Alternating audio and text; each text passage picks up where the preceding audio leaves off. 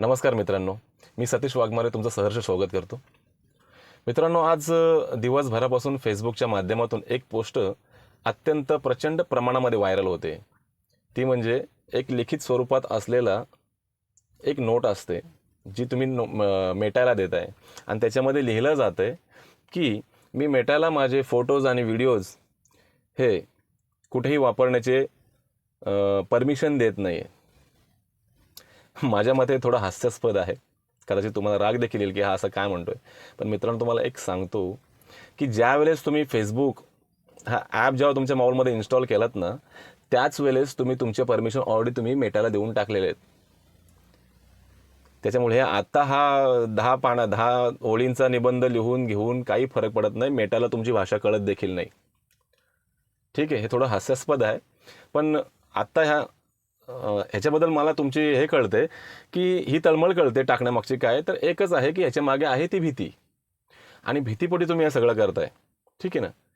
पण सांगायचा उद्देश हा इतकाच आहे मित्रांनो, की भीती जी आहे ती योग्य ठिकाणी असली पाहिजे. ठीक आहे.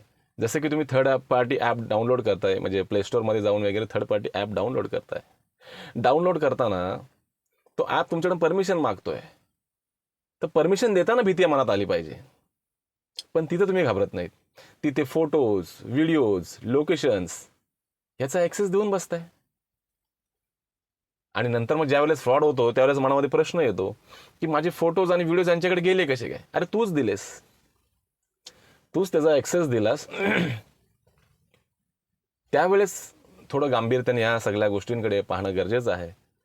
बाकी जागृत असणं 100% गरजेचं आहे. तर ह्याच्यापासून बचाव करता येतो मित्रांनो. बचाव कसा करायचा आहे की जर तुम्ही कुठे बाहेर फिरायला जात असाल तर कधीच ते जाहीर करू नका की आम्ही अमुक अमुक ठिकाणी फिरायला चाललो आहोत. बरं, फिरायला गेल्यानंतर तिथले फोटो लगेच पोस्ट करू नका, तिथले व्हिडिओज लगेच पोस्ट करू नका. घरी या. घरी आल्याच्या नंतर तुम्ही देखील त्या सगळ्या गोष्टी करू शकतात. कारण ह्याचा जो फायदा जो ना, ज्याला तुमच्यावरती हल्ला करायचा आहे किंवा ज्याला एखादं तुमचं घर लुटायचं आहे, त्याच्या तुम्ही आयतं चावी तुम्ही त्याच्या हातात देताय. त्याला ज्या गोष्टी माहीत सुद्धा नसतात त्या माहिती करून तुम्हीच देताय. त्याच्यामुळे कुठे अननोन ठिकाणी जात असाल, कुठे फिरायला जात असाल तर तुमचा ॲक्सेस कधीच देऊ नका. तुमचे व्हिडिओज, फोटोज जे काय आहेत ते तुम्ही घरी आल्याच्या नंतर द्या. बाकी तुमची तळमळ मी समजू शकतो की असं केलं तर होणार नाही. पण मला वाटतं की कदाचित हा त्याच्यावर तोडगा नाही आहे.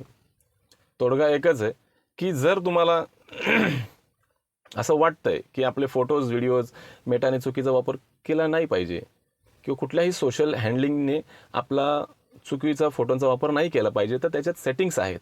त्या सेटिंग्समध्ये जाऊन तुम्ही ते बंद करू शकता.